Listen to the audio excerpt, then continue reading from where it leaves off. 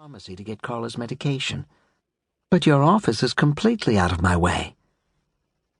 Picking up medication for the maid is going completely out of the way too, he thinks.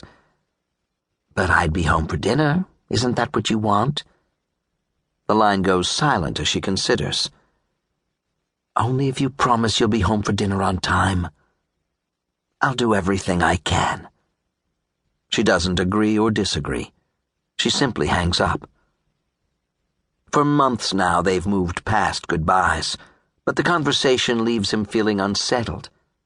He thinks about calling her back and saying forget about the papers, but perhaps he's making a big deal out of nothing. Marabela often runs errands downtown. Why should a man have to be so careful with his wife that he can't ask for a simple favor? Would she really leave him over a stack of forgotten papers? Over a tie that needs straightening? Lately he has tried not to be needy, but the truth is, a husband has needs. Every marriage does, especially theirs. Yet they've gone months, maybe years, ignoring this simple fact. The driver turns a sharp left, and Ignacio gets pushed against his father in the back seat. They can already see the factory up ahead, its perimeter enclosed by a thick sky-blue wall. The security guard at the entrance asks to see their national identification cards, jotting down their names and license plate number before letting them in.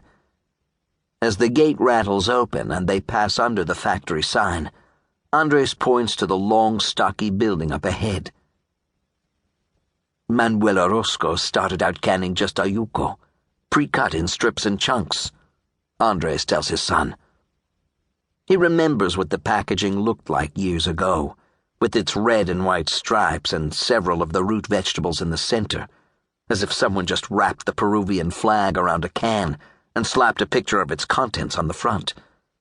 The design hasn't changed much, and the printing quality is atrocious.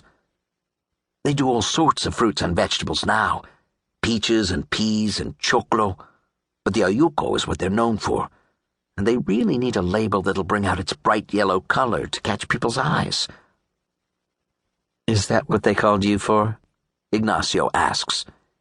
He adjusts his tie and grins. Well, it's what I called them for.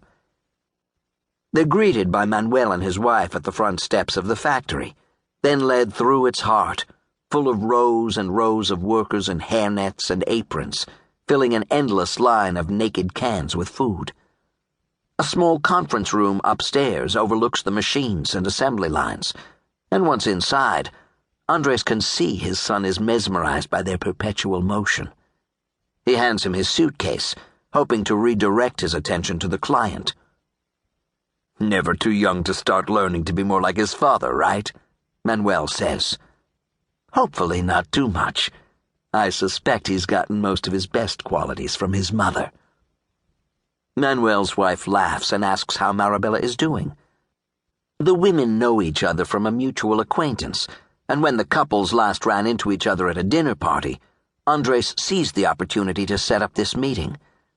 From the way Laura spoke about the company, he could tell Manuel's wife was the one he'd need to convince, despite her lack of an official job title. He'd hoped Marabela would come with him today to help make a good impression. She's so sorry she couldn't make it. She was really looking forward to seeing you again, he says. Tell her I said hello, and that I hope she feels better, Laura says. The meeting goes better than expected. Manuel tells them all about the history of his company and what they're planning on doing next. He asks if Andres' company has ever handled this quantity of canned food products, and Andres jokes that, lucky for Manuel, they've had plenty of practice on smaller competitors. He has Ignacio hand out printing samples from his suitcase, and the vibrant colors and glossy finish seem to impress them. Laura runs her fingers over the paper, which pleases Andres immensely. It's meant to be touched, to be fully appreciated. His ink never runs.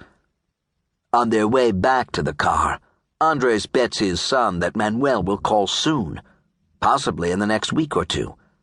But Ignacio seems more interested in Laura. Why did she think Mom doesn't feel well?